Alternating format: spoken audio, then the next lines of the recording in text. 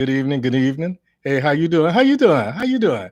How you doing? How you doing? To the people up there in the cheese seats, do y'all hear the words that are coming out of my mouth?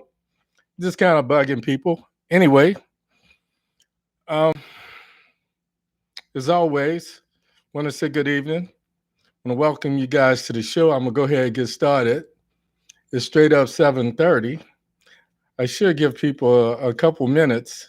'Cause like I say, I always have some people on the short school bus who have to stop eating crayons and put their helmets on. They can't leave the bus, so I'm gonna give them a chance to come in and find their seats.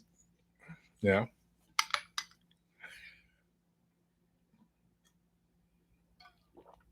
I'm sorry. Would you guys like some? It's just water. I promise you. It's just water. Hey, how you doing? How your mama and them? I'm bugging as usual.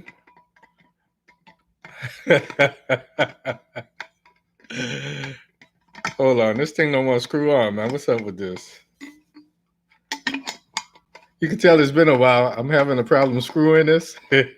On, people, on. Man, I need more Facebook friends. You guys are nasty, man. Y'all nasty. In the best kind of way, though. So, giving a couple people, I'm 7:31. I'll give it another minute. Let a couple people come in, get their seat. Don't put no bubble gum under your chair, damn it.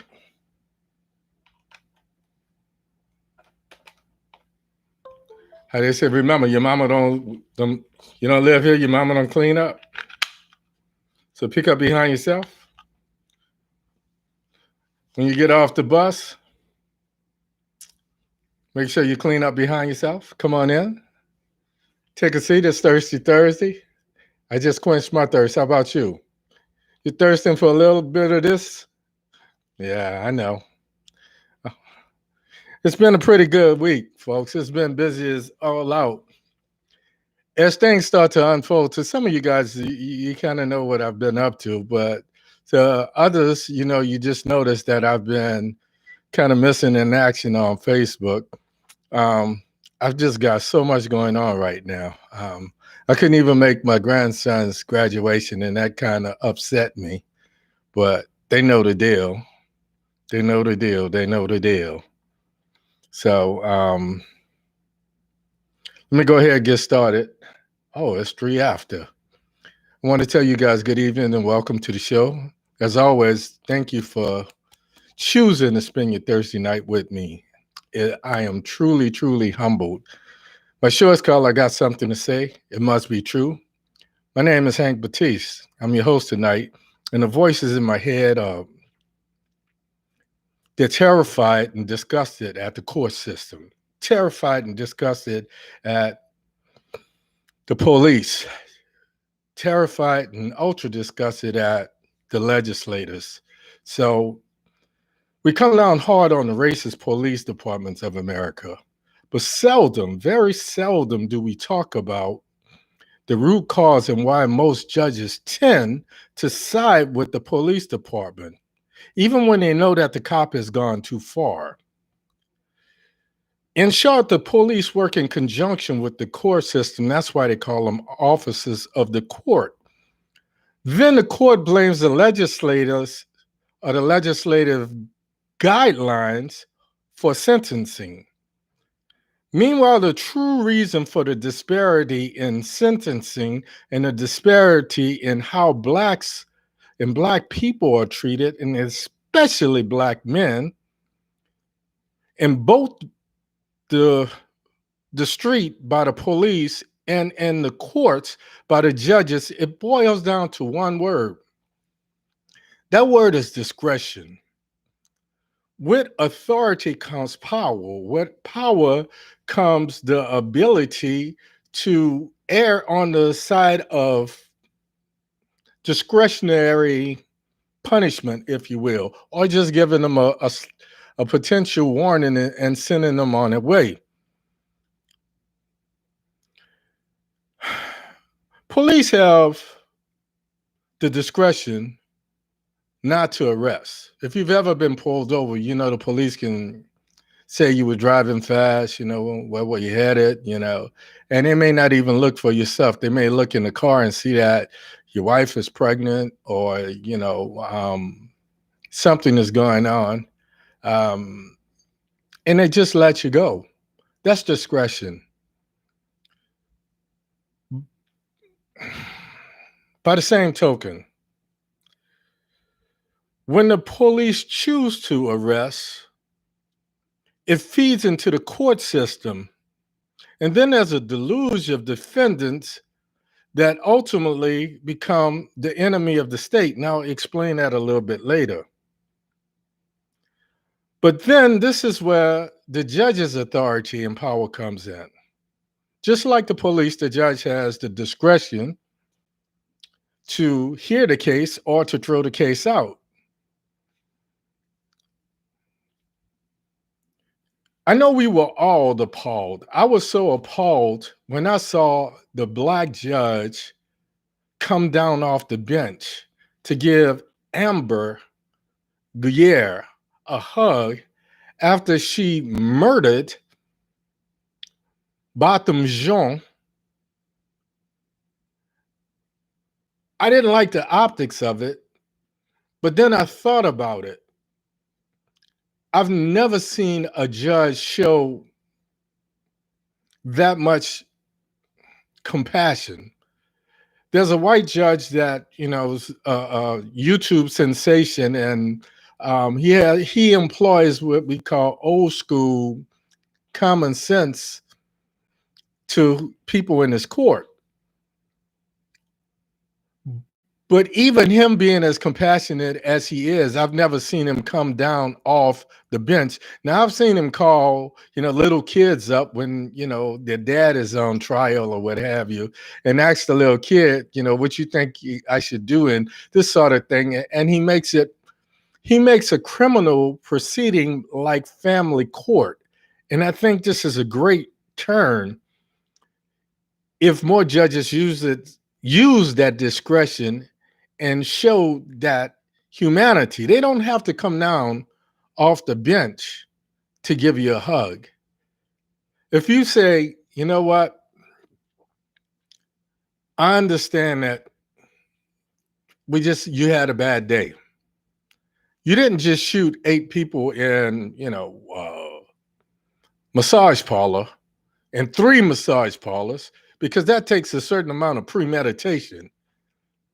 So I was appalled again when the police chief decided to speak on behalf of this mass murderer and say he was just having a bad day and he has a sex addiction. I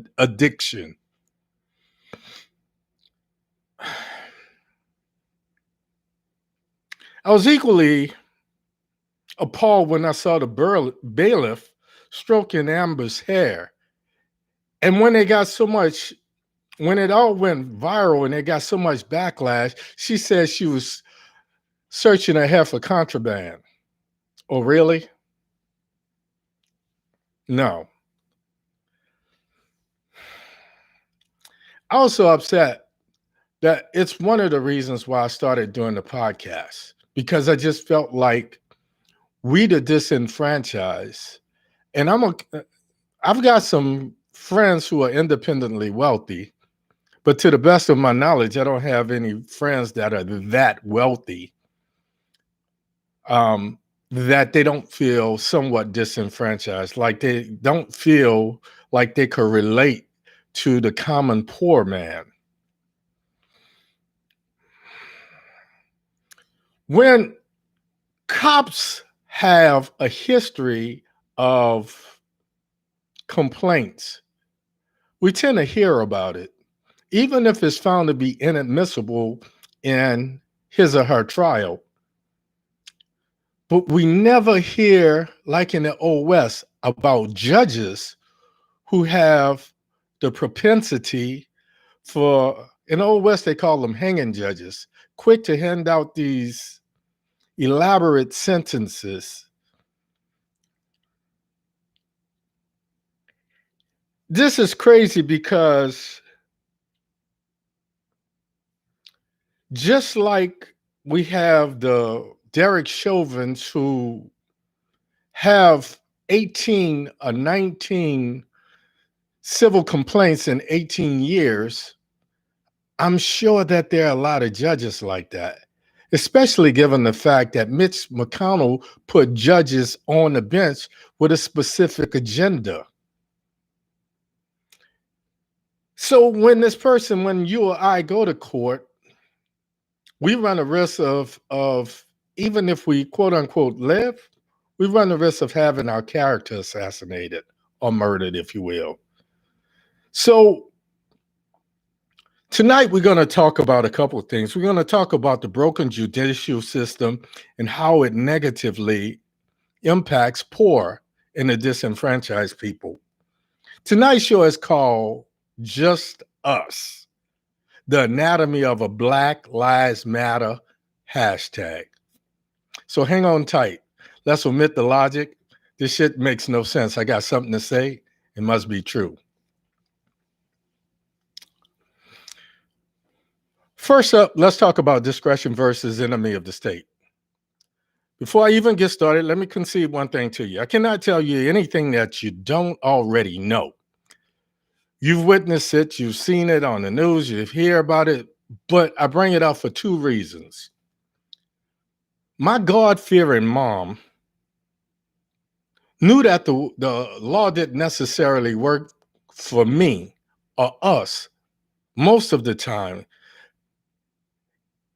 but she, like most church-going mothers, she told me to trust in God and keep my nose clean. In short, stay out of trouble and do the right thing.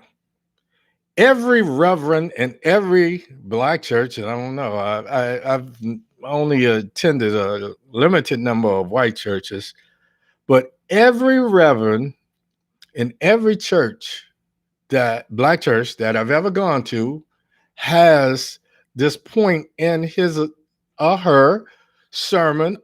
Every deacon, every mother of the church, a deaconess, has this at some point in their prayer, this line that God is my lawyer in the courtroom. Just like my mom, your mom, right? My mom taught me and led me to believe that if you didn't do anything wrong, you don't need a lawyer. Only guilty people need lawyers. Dead wrong. Dead wrong, Ma. That's how poor people think. I did not sell drugs other than smoking a little weed briefly one summer. I didn't do drugs. I grew up in a house where my mother took and kept a well-stocked bar. We had vodka, we had scotch, we had rum, we had wine, we had gin, and we had all of these mixes. Despite growing up in New Orleans, where it's possible to go to a gas station and say, give me $5 a regular and a bottle of Jack Daniels, despite growing up in New Orleans, where you can go to a daiquiri, a drive-through daiquiri shop, with a police car sitting in the parking lot and drive off sipping on a 46-ounce daiquiri.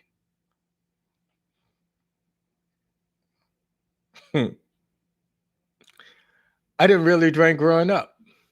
Despite all of these things, we get the occasional daiquiri with a shrimp or oyster po' boy and go to the lakefront.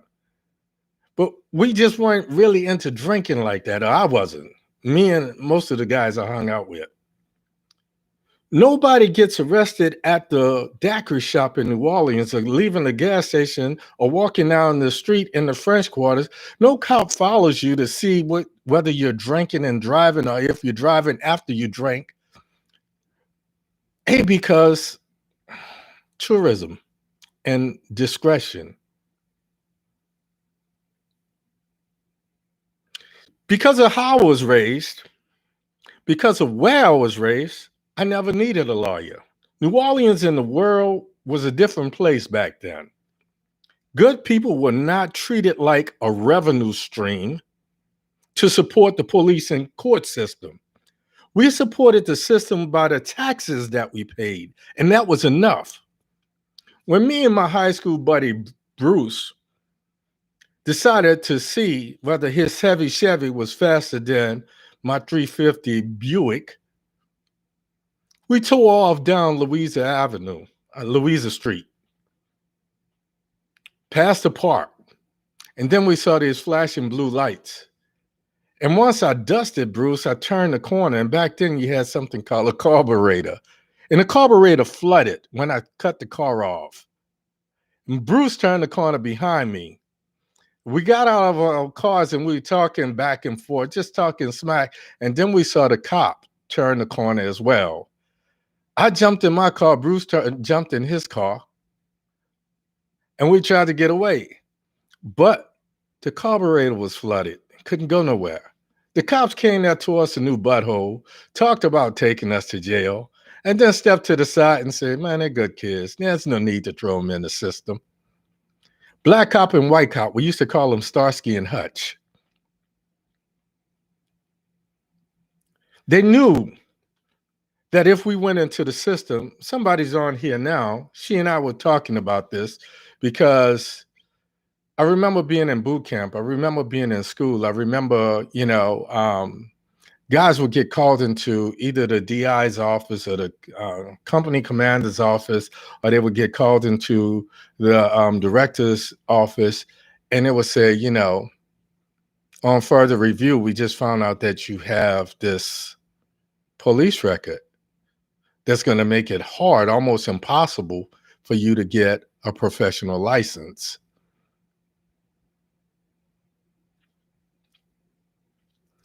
Back then, it showed some discretion. If it was something that you did at the ages 18, 19, 20, and you've gotten your life together, they cut you some slack.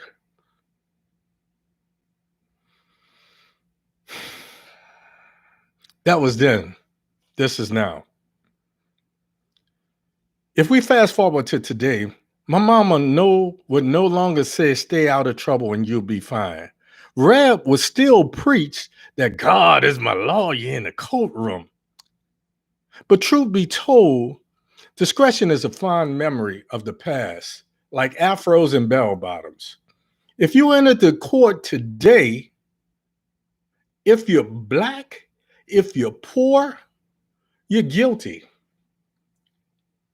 And it's impossible to prove your innocence. You're going to receive some type of restitution that you have to pay. This makes you an enemy of the state, because when the case is presented, it's Henry Batiste versus the state of. Henry Batiste versus the United States of America. Really? Am I public enemy number one? Simply because I was doing 65 and a 40 or 45, that makes me public enemy number one. Understand that there's a inherent safety hazard there.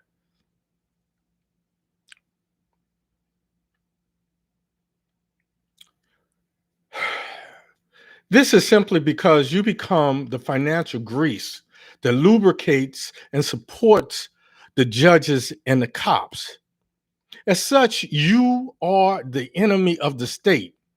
Suddenly, it's Dante Wright versus the state of Minnesota.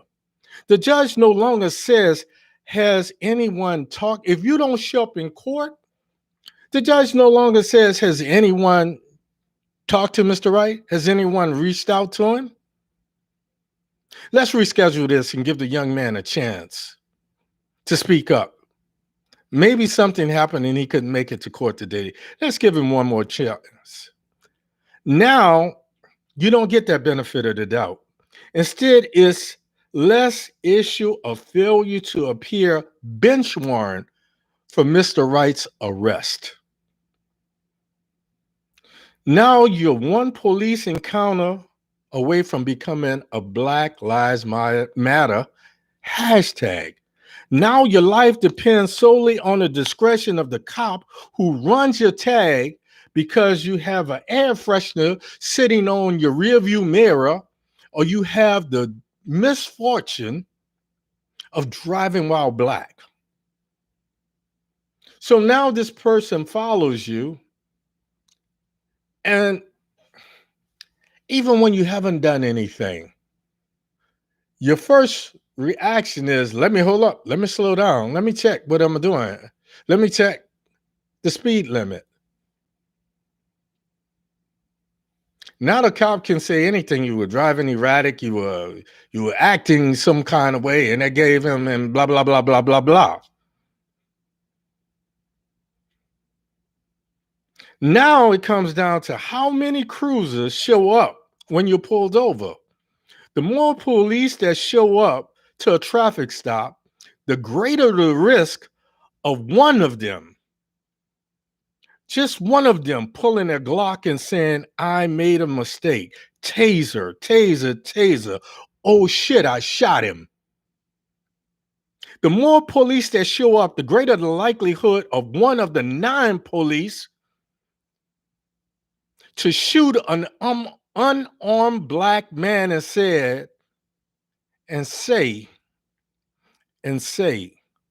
I feared for my life and the life of the 9 police who were standing out there in full regalia with bulletproof jackets, a taser, a gun,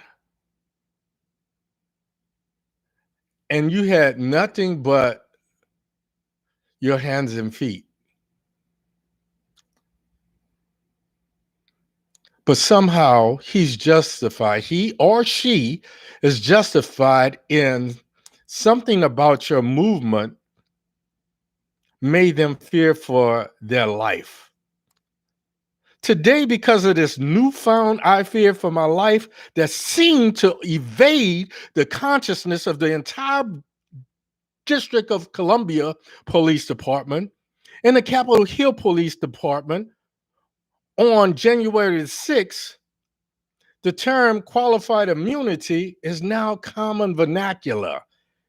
It's commonplace. It's something that we all talk about, and probably 80% of us know what this means. And I'm getting angry. So you know what happens when I get angry.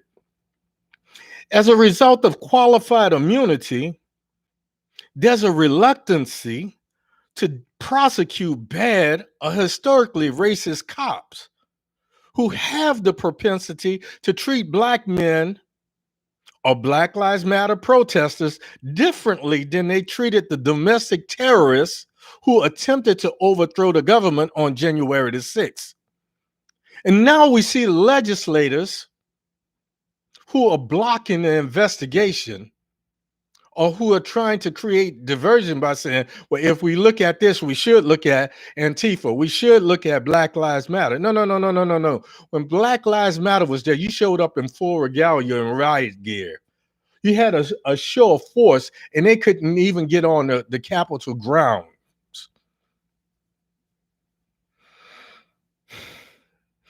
It's been said time and time again by police who were trying to protect the Capitol. I can't talk, people. I apologize. It's been said time and time again by police who were trying to protect the Capitol that day that they were given a directive not to shoot. And the only person that was shot and killed was the one woman who was trying to come through the window as they were trying to evacuate the congressman. And that's the only reason.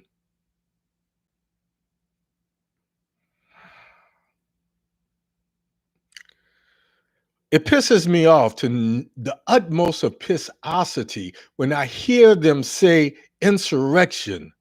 Stop discounting what these domestic terrorists did. It was a freaking coup attempt. If they had gotten their hands on Mike Pence, they would have hung him. If they had gotten their hands on Nancy Pelosi, as much as I dislike Nancy, and I think it's time that her behind should have sat down a long time ago and passed the gavel, Lord knows what they would have done to her. When we think about the criminal justice system, like Richard Pryor said, it's just us. It comes as no surprise that 46% of people or men on death row are black men when we are 13% of the overall population. Folks, that's disparity. That's systematic racism.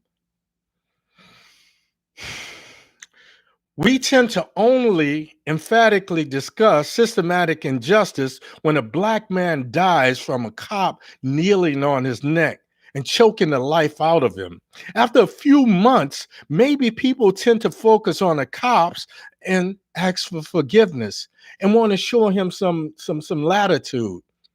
Amber has been in jail for less than a year, and they're trying to throw out her conviction and let her get on with her life.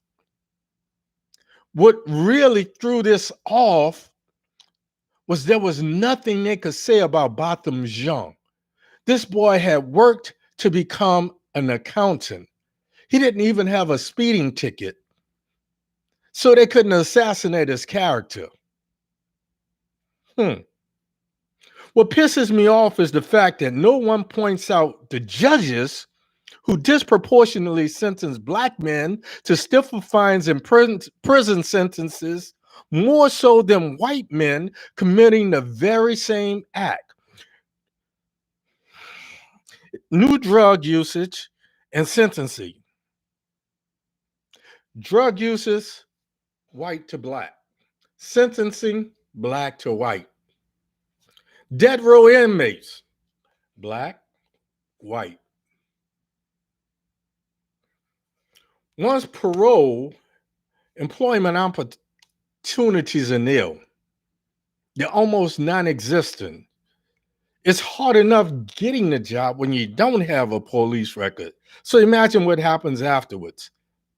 Does the judge on the bench think about that? No. You come up in there, you are either X amount of dollars to the system or you X amount of hours to the system as an indentured slave. They call it community service. I call it indentured servitude or slavery. Plain and unlike policing, no judge is ever identified as being racist or treating black people or people of color differently.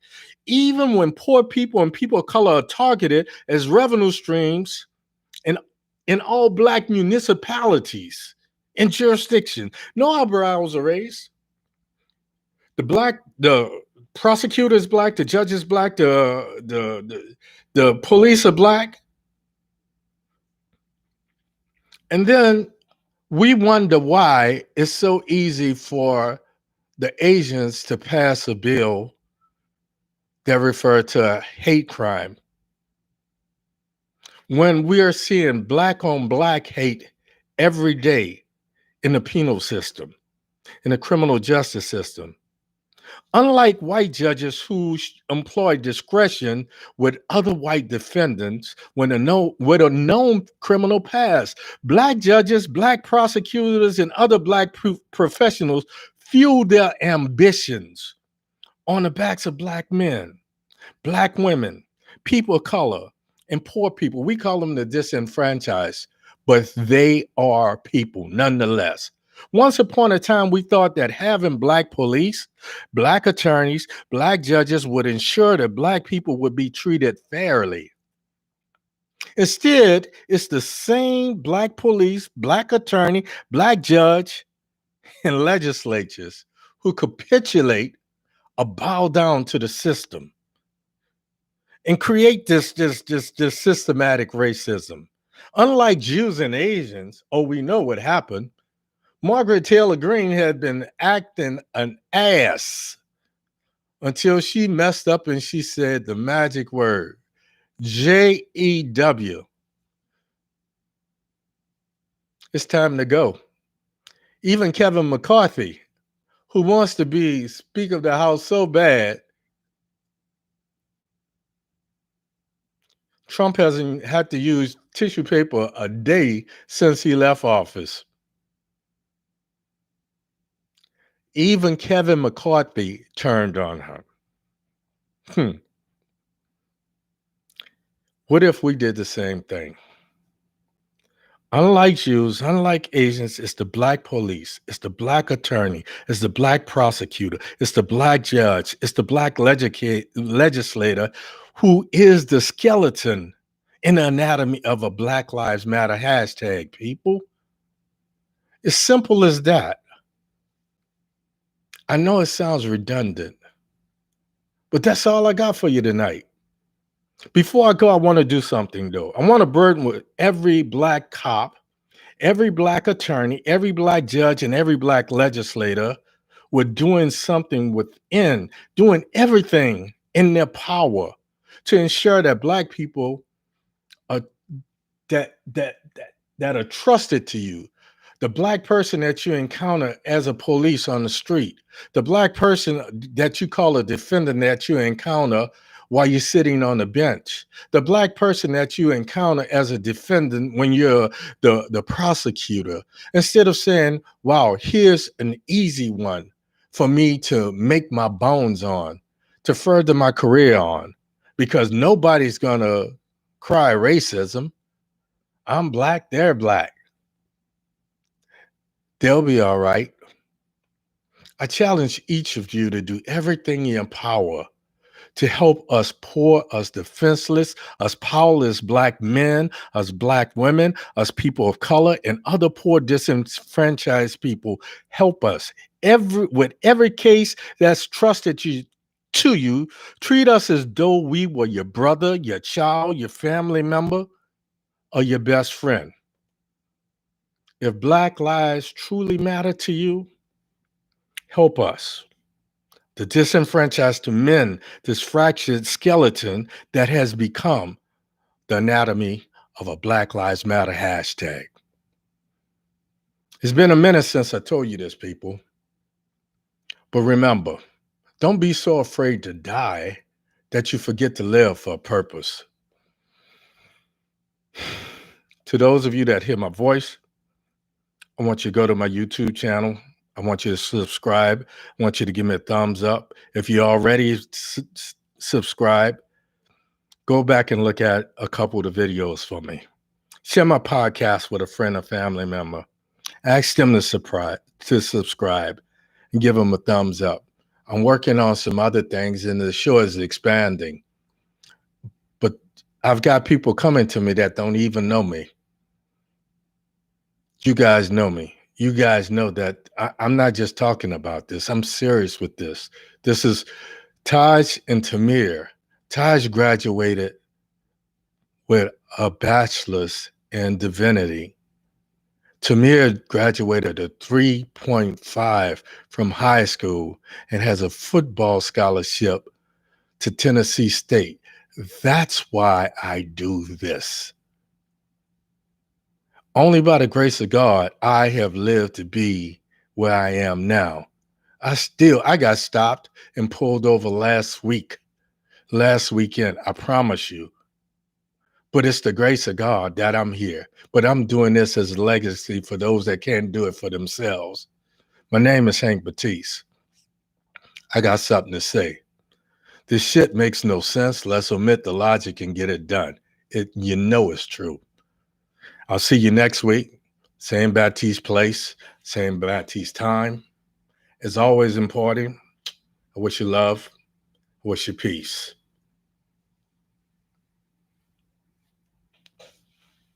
Waves and hair grease. Folks, let's make a difference. I'm out of here.